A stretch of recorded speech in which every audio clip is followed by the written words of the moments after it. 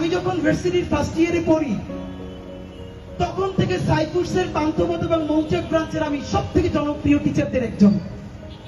আমি যখন ফার্স্ট ইয়ারে পড়ি তখন ভার্সিটি এডমিশনের জন্য একটা ইংলিশ বই লিখছিলাম, চান্স প্লাস। 5 বছরে রেকর্ড পরিমাণ বিক্রি হয়েছে বইটা। আমি ওই ফার্স্ট ইয়ারের একটা ছেলে, এত রেভিনিউ পাইছি, মানে আমার বোন সেই টাকা নিয়ে আমার জন্য ঢাকার আশেপাশে একটা জমি কিনে ফেলছে। এই কথাটা এই জন্য বললাম,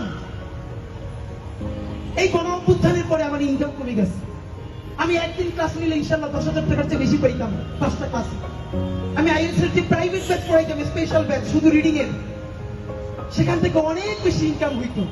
আমি গত 10 বছরে বাংলাদেশের অনেক কর্পোরেট প্রতিষ্ঠানে ইংলিশ ল্যাঙ্গুয়েজ ট্রেনিং করাই, ফনেটিক্স এন্ড প্রেজেন্টেশনের ওয়ার্কশপ করাই। বাংলাদেশে এবং বিদেশে হাজার হাজার শিক্ষার্থী আছে আমার, যাদেরকে গত 10 বছর ধরে আমি ট্রেন আপ করাইছি। এই কথাটা এই জন্য বললাম, পয়সা দিয়ে কেনার ক্যাপাসিটি আমার এই জন্য কারণ নাই। আল্লাহর অসীম রহমতে আমার পরিবারকে আল্লাহ ছোট লোক বানান না এবং গরিব বানান না। আমি গরিবটাকে বৈষম্যমূলক অর্থে বলছি না। আল্লাহ রাসূল নিজে পর্যন্ত চরম দারিদ্র থেকে মুক্তি চেয়েছেন। চরম দারিদ্রের কারণে মানুষ দুর্নীতি করে। যতটুকু দারিদ্র থাকলে দুর্নীতি করে, আল্লাহ আমার ওই দারিদ্রের মধ্য দিয়ে কোনোদিন নেন নাই। আপনারা দোয়া কইরেন আল্লাহ যেন আমারে ওই পরিমাণ দারিদ্র অথবা দুনিয়ায় আল্লাহ ছাড়া কোনোদিন কারো কাছে মুখাপেক্ষী না করে। আমি যেন হালাল পয়সায় নুন ভাত ডাল ভাত খাইয়া, এই যে আমি খাইলে যেন আমার টিমের সবাইকে নিয়ে একসাথে খাইতে পারি। আপনারা অনেকেই আমার কিছু খাওয়াইতে চান, গত 1 বছর ধরে জানেন। মানুষ কিছু একটা খাওয়াইতে খুশি হয় না? আমি ইদানিং মায়েরা, আমাদের বোনেরা সংসারের পর একটু যদি নতুন সংসার করে, ছোট্ট ছোট্ট জিনিস নিয়ে কেমনে সংসার করে তোলে না, এই ফিলিংটা আমার মধ্যে তৈরি হয়েছে। আমরা ইনকিলাব কালচারাল সেন্টার করছি, 30 লক্ষ টাকার বেশি আমাদের ওখানে খরচ হয়েছে। 10 টাকা 20 টাকা 50 টাকার জিনিস নিয়ে আমাদেরকে যে যা দিতে চায়, জানেন এই টিমের সবাই কেউ কোনোদিন বাড়ি নিয়ে যায় না, সব থেকে ভালো জিনিসটা সেন্টারে নিয়ে আসে। বাবা বাসায় নতুন একটা ফার্নিচার কিনলে ছোট বাচ্চারা যেরকম খুশি হয় না, জানেন আমাদের টিমের পাগল ছেলে মেয়েগুলো কিরকম? আপনি ওদেরকে এক সন্ধ্যা ভালো খাওয়াইতে চাইবেন, জীবনে খাওয়াইতে পারবেন না। আপনি ওদের জন্য যদি বলেন সেন্টারে খুব ভালো একটা জিনিস কিনে দিবেন, ওরা এত খুশি হয়। আমার মনে আছে আমি চায়না গেছি পর, ওরা আমার বললো যে একটা ভিজিএ যে সাউন্ড রেকর্ডার ভালো দাম, আমি বলছি না এত পয়সা দিয়ে কিনতে পারবো না। কিন্তু এরপরে আমি ওদের জন্য ম্যানেজ করে কিনে আনছি, এটা ওদের কারণ সেন্টারের জন্য। আমি আইনে যখন বের করছি, প্রত্যেকটা বাচ্চা মাস্টার্স পাস করছে।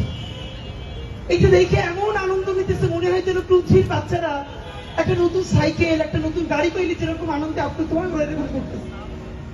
সুতরাং আমার জানি এই নির্বাচনে জেতাটা না, নির্বাচনে জেতাটা খুবই আমাদের ছোট একটা কাজ।